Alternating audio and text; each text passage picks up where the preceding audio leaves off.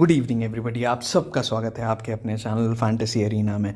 Rajasthan Royals मेरे लिए ये टीम लास्ट थी, पिछले मेरे लिए नहीं लास्ट थी वैसे आईपीएल में, और ये लास्ट स्क्वाड एनालिसिस है। तो आई होप आप समझ गए होंगे, हर एक स्क्वाड का हमने एक एक प्लेयर की बात कर ली, सारे रिकॉर्ड्स दिखा दिए और आपको ये समझा दिया कि क्या हो सकती है प्लेइंग 11।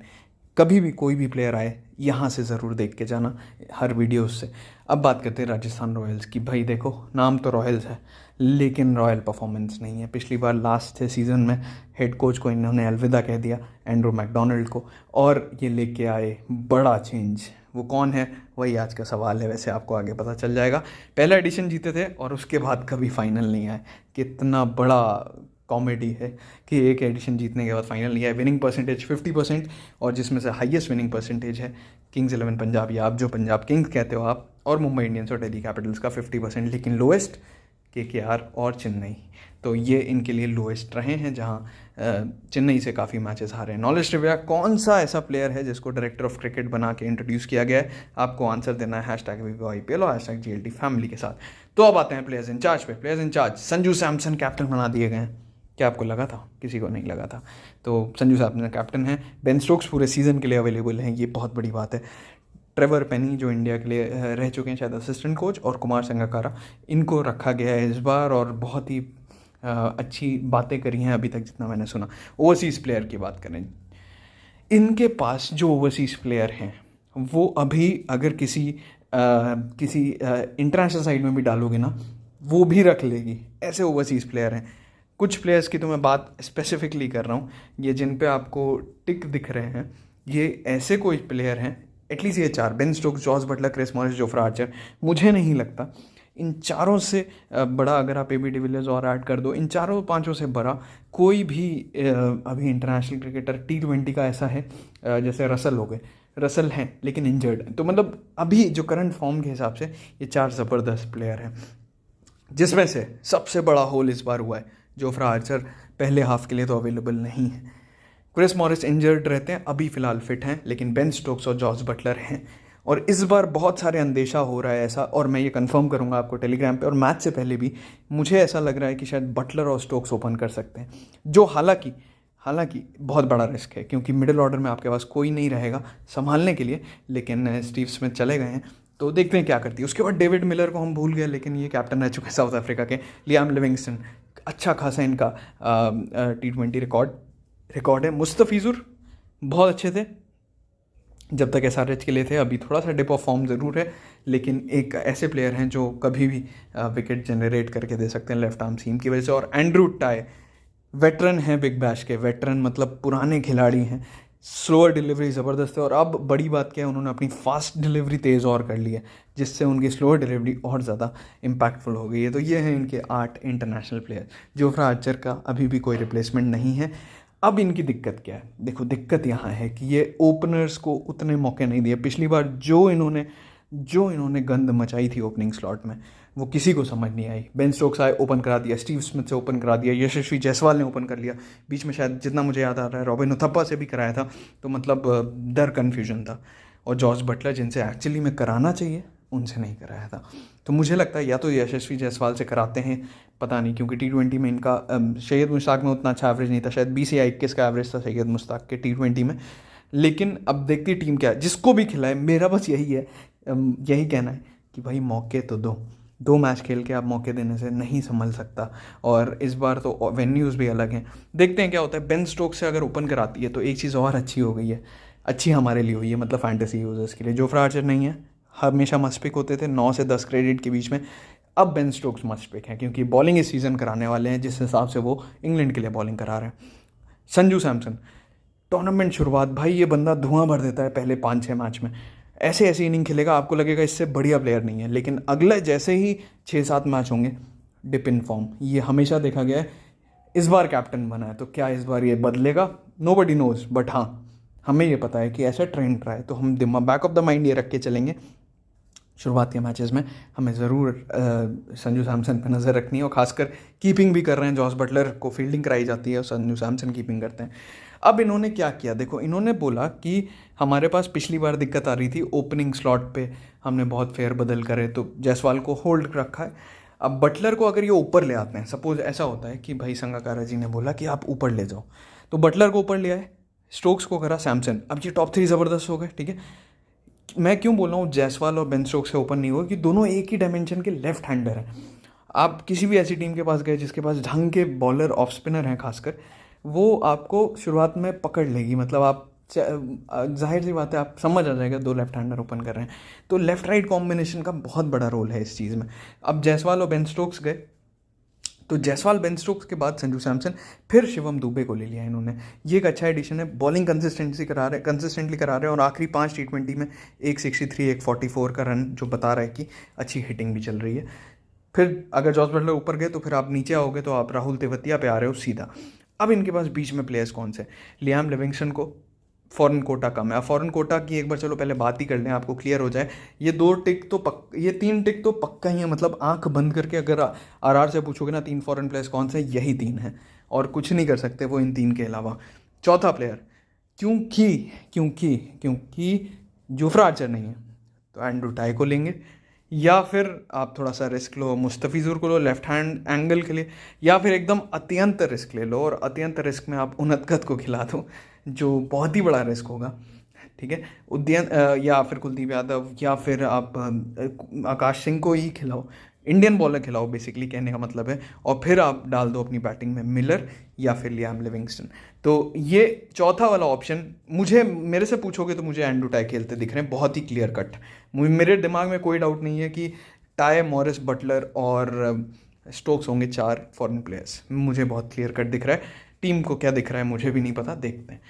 एक प्लेयर का मैं नाम लेना चाहूँगा जिसको मैं उतना ज़्यादा अभी तक शायद हमने अपनी फैंटेसी टीम्स में नहीं रखा हुआ था, इस सीज़न में हम उन पे ध्यान देंगे, क्योंकि वो एक ऐसे प्लेयर हैं जिसको अभी भी लोग नहीं लेंगे, लेकिन हम ध्यान देंगे फैंटेसी एरिना में, क्योंकि हमें लगता है पोटेंशियल है। नाम है रियान पराग। अब रियान पराग का नाम क्यों ले रहा हूँ मैं, कुछ खास किया है इस बंदे ने, सैयद मुश्ताक में उसकी मैं बात करूँगा। राहुल तेवतिया पिछली बार के हीरो एक मैच के, और जो तबाही मचाई वो अलग, और बॉलिंग से भी कर रहे हैं। श्रेयस गोपाल ने भी बैटिंग शुरू कर ली है काफ़ी कुछ, और बॉलिंग अपनी लेग स्पिन करा रहे हैं। एक और प्लेयर इसी के साथ, रियान पराग के साथ, चेतन सकरिया, बहुत ज़्यादा डोमेस्टिक में अच्छा परफॉर्मेंस चल रहा है। और अगर आखिरी 5 T20 मैच देखोगे, ये देखो ज़रा, एक मैच नहीं है जिसमें एक भी विकेट नहीं है, अच्छी खासी डिसेंट पेस है। और उनदकत से तो मुझे बेटर ही लगते हैं, उनदकत परफॉर्म अच्छा करते हैं शुरुआत के मैचेस में, ये हमने देखा है। लेकिन अगर आपको एक यंग उभरते को मौका देना, और आगे चल के राजस्थान रॉयल्स जानी जाती थी ऐसे प्लेयर्स के लिए जो नए प्लेयर हों, जिनको नए को मौका देती है, तो अगर वो थीम पे चल रही है तो चेतन सकरिया ऊपर आते हैं, और कार्तिक त्यागी तो पिछली बार भी खेले थे। तो ये कुछ लग रही है इनकी लाइनअप, और जो इनके स्टॉक में है वो है रियान पराग। एक बार ज़रा आँख खोलो और अपनी आँखें गड़ाओ इस पर, आखिरी 5 T20 मैच देखो, 42, 77, 67, 24 और 50। भाई साहब कोई मैच ऐसा नहीं है जिसमें स्टार्ट ना मिली। और उसके साथ एक कॉलम देखो साइड वाला, 2 विकेट 2 विकेट, 0 0 और 1 0, तो छोड़ो, बॉलिंग तो करा रहा है बंदा रियान पराग। मुझे लगता है ये अगर इसको ढंग से मौके दिए गए, ये प्लेयर कमाल कर सकता है, क्योंकि जो अपनी स्पिन बॉलिंग है थोड़ी बहुत, जो अपना ऑफ स्पिन कराते हैं वो, प्लस इनकी बैटिंग, ये जो रोल प्ले करते हैं, अगर थोड़ा सा ऊपर कर दिया 4थे नंबर 5वें नंबर पे किसी भी तरह, तो ये एक प्लेयर है जो आपको अच्छा करके दे सकता है। ध्यान रखना, मैं ये प्रोबेबिलिटीज़ की बात कर रहा हूँ। टीम क्या पता इनको 7वें नंबर पे बैटिंग कराए, तब कुछ काम के नहीं रह जाएंगे। ये सिर्फ प्रोबेबिलिटीज़ है, जितना मौका देंगे उतना ही आपको पता लगेगा। उसके बाद महिपाल रोमरोड बैटिंग ही कर रहे हैं, बॉलिंग नहीं करा रहे हैं उतना। मनन वोरा, कुलदीप यादव, ये दूसरे वाले कुलदीप हैं। बॉलिंग में मयंक मार्कंडे हैं इनके पास, और फिर केसी करियप्पा और आकाश सिंह। केसी करियप्पा भी लेग स्पिनर है। तो अब इस टीम की तरफ देखो, तो इस टीम की तरफ एक दिक्कत दिखती है जो मैंने आपको बताई थी पहले भी, पंजाब के लिए भी। अब दिक्कत क्या है देखो, ज़रा ध्यान से एक बार नज़र बढ़ाओ और आपको एक चीज़ दिखेगी। Rahul Tewatia leg spinner, Shreyas Gopal leg spinner. उसके बाद आप देखोगे तो आपको दिखेगा कि लेग स्पिनर में एक और है इनके पास, केसी करियप्पा भी लेग ब्रेक बॉलर हैं, और मयंक मार्कंडे भी लेग ब्रेक बॉलर हैं। तो लेग ब्रेक के लिए तो बहुत सारे ऑप्शन हैं। ऑफ ब्रेक के लिए सिर्फ रियान पराग से बॉलिंग करा सकते हैं, जो थोड़ी बहुत मिक्स सी बॉलिंग करते हैं, एकदम ऑफ ब्रेक नहीं बोलूँगा, लेकिन एटलीस्ट वो एक ऐसे ऑप्शन है जो आपको थोड़ा सा हेल्प कर सकते हैं इस मामले में। और इनके पास लेफ्ट आर्म पेसर हैं, राइट आर्म पेसर हैं, तो उस हिसाब से सही है। लेकिन अभी भी डेथ बॉलिंग जो ये सोच रहे थे कि मॉरिस और आर्चर करेंगे, वो आर्चर नहीं होंगे। अब आर्चर की जगह या तो वो टाई होंगे, या फिर उनदकद या सकरिया में से किसी से कराया जाएगा। त्यागी को भी ट्राई किया जा सकता है। मुझे लगता है, आप मुझसे पूछोगे तो मुझे बहुत ही क्लियर कट दिख रहा है, टाई और मॉरिस आपको आखिरी के 4 ओवर कराते हुए दिखेंगे। 4 नहीं तो 3 ओवर तो पक्का कराते हुए दिखेंगे पहले कुछ मैचेस में, ऐसा दिख रहा है, यहाँ से प्रतीत यही हो रहा है।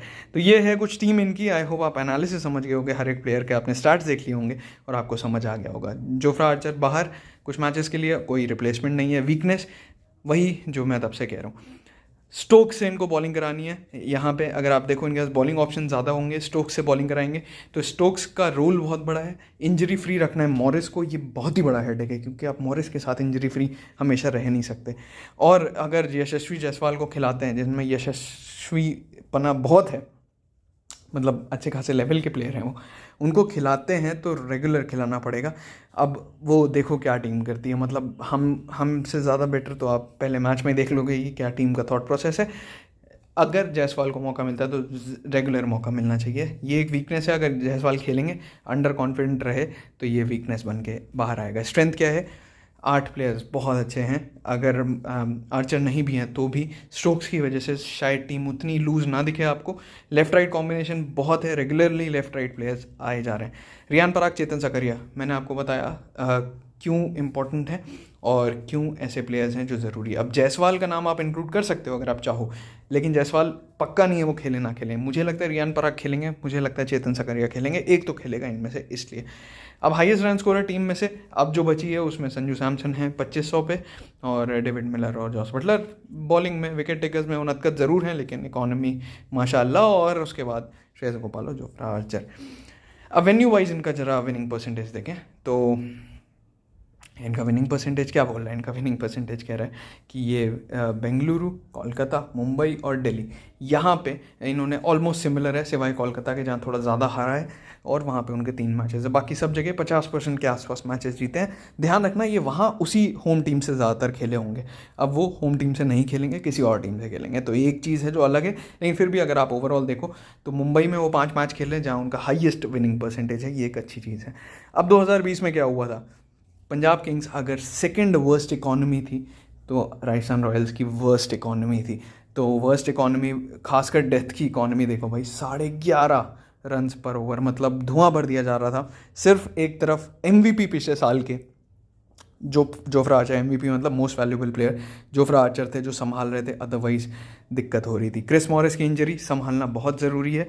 और बिगेस्ट पॉइंट मेरे लिए संजू सैमसन का second part of the IPL कैसा जाता है, बहुत ज़रूरी है। स्टार्ट वेल हमेशा करते हैं लेकिन कंटिन्यू नहीं कर पाते।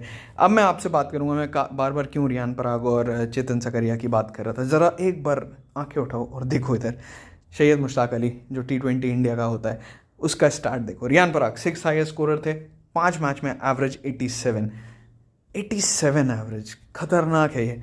और उसके बाद इन्होंने उसी 5 मैच में 5 विकेट भी ले रखे हैं। क्या लेना है आपको, आप मौके दो बस प्लेयर्स को। Chetan Sakariya 6th highest wicket taker थे, हैरान कर देने वाला स्ट्राइक रेट था 10 का, 5 मैच में 12 विकेट, एवरेज सिर्फ 8, और इकॉनमी देखो यार 4.90। T20 मैच इसमें स्पिनर्स की भी नहीं होती आजकल, तो समझ लो क्यों ये ऐसे प्लेयर हैं जिनको आपको मौके देना है। हाँ, फिर से कह रहा हूँ, ये चीज़ नहीं होगा कि भाई ये प्लेयर आया हो पहले दिन ही 10 विकेट ले गया। ऐसा अगर आप क्रिकेट ऐसे देखते हो तो मत देखो आप क्रिकेट, आप नहीं समझते क्रिकेट कैसा होता है। हर प्लेयर को आपको कॉन्फिडेंस देना पड़ता है कि शायद पहले 2 मैच में ना परफॉर्म करें, 3 मैच में ना परफॉर्म करें, लेकिन आपको परसिस्ट करना पड़ेगा क्योंकि ये प्लेयर ऑलरेडी कुछ कैपेबिलिटीज़ हैं तभी यहाँ तक आया और कुछ करके आ रहा है पिछले 1-2 महीने के अंदर। फिर से आपसे इतना ही बोलूँगा, फैंटेसी अखाड़ा पे बहुत ही इंटरेस्टिंग चीज़ें होने जा रही हैं।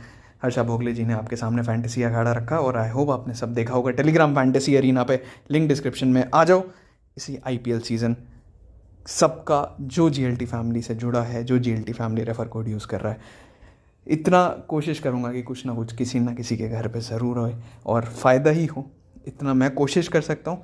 कोई भगवान मैं भी नहीं हूँ, और हम जिनसे हम जो कोशिश करते हैं, जैसे पिछली बार हमने 10 लाख के वो वेस्ट करे थे, इस बार हम थोड़े से अलग अलग चीज़ें करने की कोशिश कर रहे हैं। सपोर्ट आपका चाहिए और सब आपके पास ही आएगा, तो आप बस जुड़े रहो, चिपके रहो, और कुछ ऐसा मिलने वाला है जो शायद ही आपने फैंटेसी वर्ल्ड में देखा हो। जब हम कुछ करते हैं तो हम अच्छे से करने की कोशिश करते हैं, और सबसे अलग इसीलिए ये चैनल है, और इसीलिए आप GLT फैमिली सबसे ज़्यादा प्यारी और सबसे ज़्यादा जो लोग कहते हैं ना एडमायरेबल और लवली GLT फैमिली है, जिसको सबसे ज़्यादा पॉपुलर लोग जानते हैं और सबसे ज़्यादा लोग इसी चीज़ को समझते हैं कि ये एक ऐसा चैनल है जो एक फैमिली की तरह चलता है। तो हम मिलते हैं अगले वीडियो में बहुत ही जल्द। टेलीग्राम पे आ जाओ, इन्वेस्टमेंट डाइवर्सिफाई करो। बल्लेबाजी गेम्स ही तो था ही, अखाड़ा और आ गया आपके सामने।